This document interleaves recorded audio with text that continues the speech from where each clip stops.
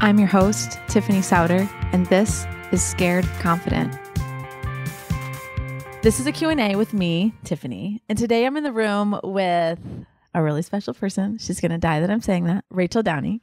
She is the producer of this show, but also we're business partners. She runs Share Your Genius, and last summer, 2021, my husband and I came in as investors and partners with Rachel, and our relationship has evolved where I was the product she was helping curate, and it's been really fun to help take the things I've learned in the last 20 years of growing an agency at Element 3, feeling that change our family's life, the JR and Tiffany Souter family, and to be able to step in and help Rachel and her husband support their family and just grow a company that she's really proud of. It's just really exciting.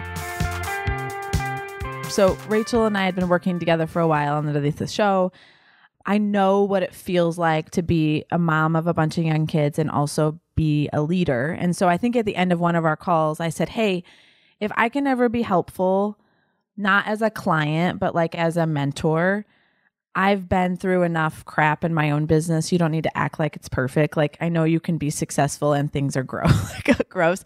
So if I can ever be helpful in that capacity, just as like a sounding board, as another leader, somebody who's built a services business, let me know. So we started meeting on Fridays because we were both fat from having babies.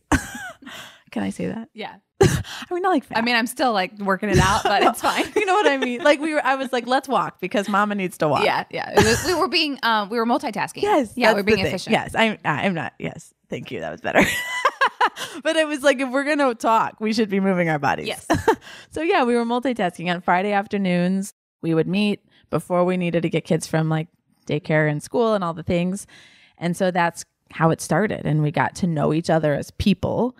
And you were like tossing these things to me. I'm wondering about this and what about this? And I think I started to experience that I could be helpful, and that's satisfying for me. And I started to get to know you as a person and your character. You don't know what you're revealing about yourself in that sort of way, but I was like really rooting for you.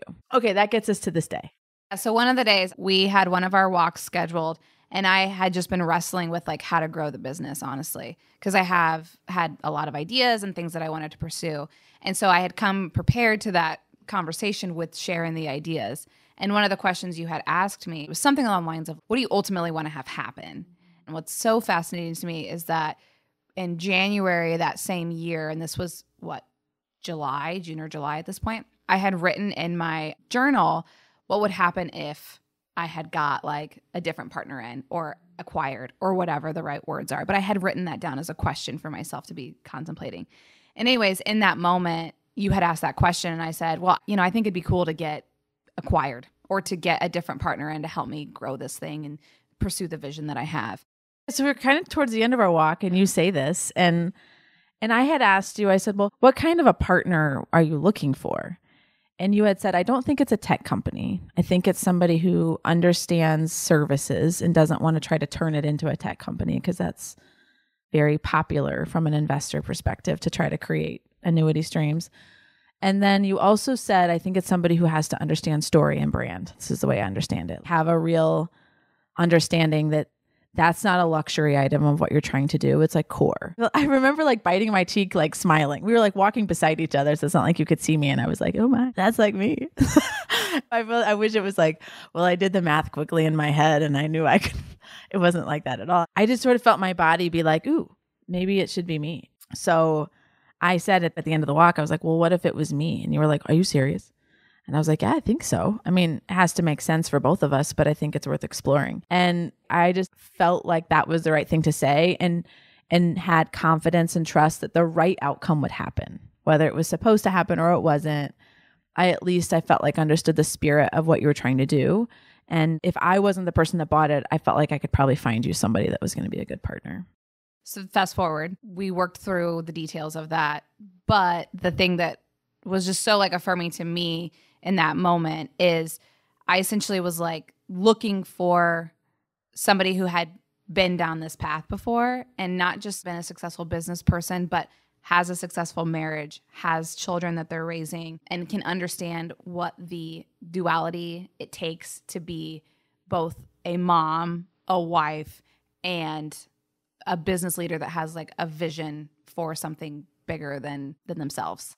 And so to me, it was kind of like a very lightning strike moment. And I don't really believe in a ton of accidents anyway. And so I just think that's special. And I think it's really cool that we've come together in this way. It also expanded my vision for the impact that I feel like I'm being asked to have. And part of my project of Scare Confident is I can't possibly own 80 businesses, but I can help a bunch of business owners. But in helping to mentor you, I think it helps me even unearth what I've learned. And so that helps me remember. And I said this on another episode of Scare Confident, where I really believe real change happens in the micro. And if I wished I'd had a wingman or woman, and I can create slightly less loneliness for you on your journey, like that is meaningful for me. And if you feel slightly less, you will be able to replicate that for one other one too. And if we all do it for one other one, it really starts to change things materially. And so that also was very meaningful for me to expand my vision of my time and the experiences that I've been able to have. I've often asked, why did my journey as a leader start at 25?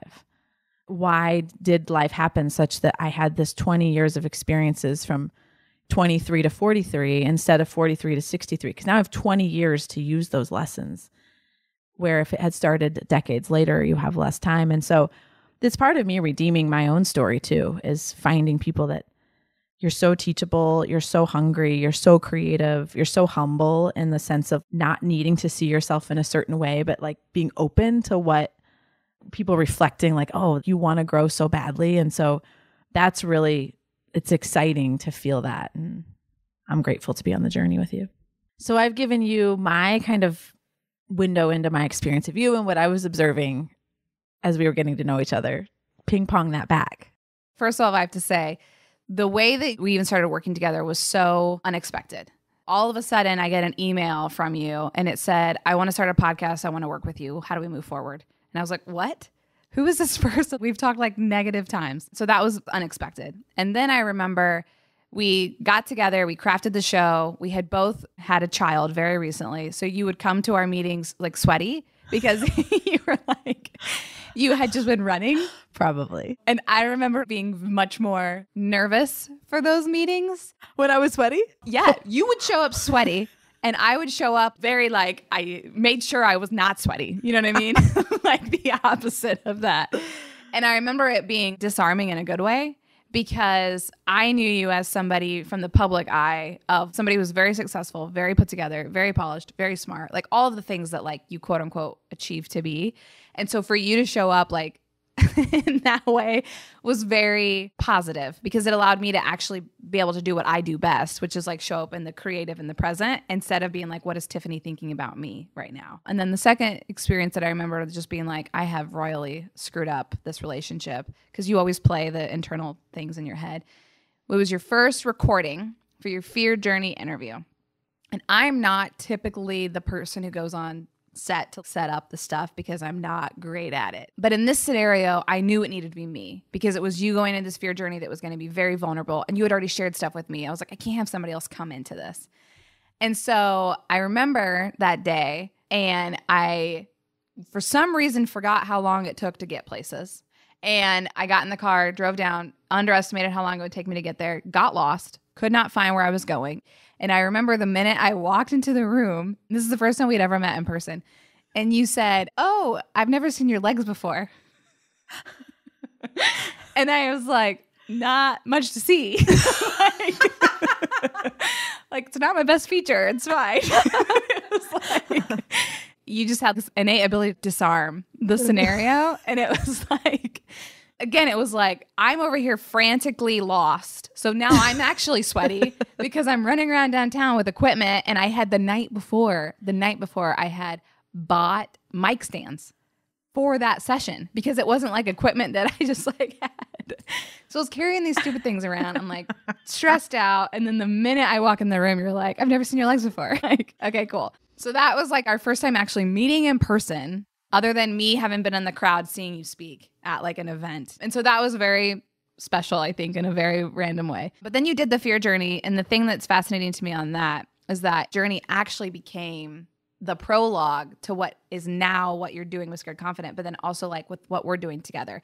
Because from that fear journey, your statement became, I am for others. And I just find that a beautiful story. I agree with you 1,000%. I wouldn't have been able to believe that this could have been an and I could have added into my life. It's why I talk about passionately living a life of and. It's been so satisfying. But I had to break through these mental barriers, boundaries that I had in my head about like, you have enough. People are saying that with their eyes to you. And again, maybe they aren't, but it's what I was like interpreting. And so I've never been an owner before in that way where I'm just an owner and I'm not active in the business. And so learning how to play that role, it's like, can I add that and? And so here we go. Here's the and.